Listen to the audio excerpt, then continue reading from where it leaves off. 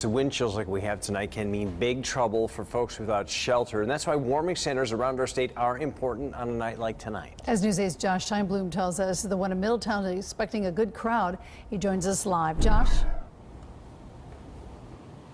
Cameras are not allowed inside the warming center to protect the privacy of those who utilize the service, but those who oversee the program say they are expecting a good number of people to come out. Last night, they tell us they had 20.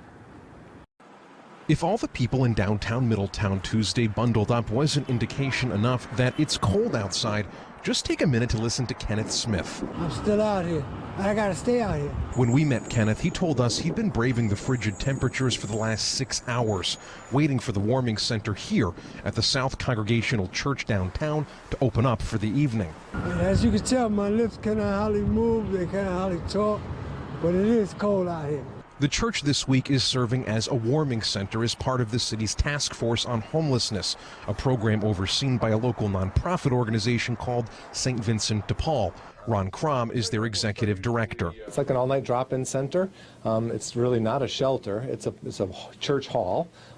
People can come in. We offer a hot beverage, a hot chocolate or tea, and basically give them a warm hall in which they can spend the night. Those who utilize the warming center are required to leave at 7 o'clock in the morning. Now, that does mean they'll have to spend a little time outside in the cold, but the good news is over at St. Vincent de Paul, they also have a soup kitchen that also opens up at 7 o'clock.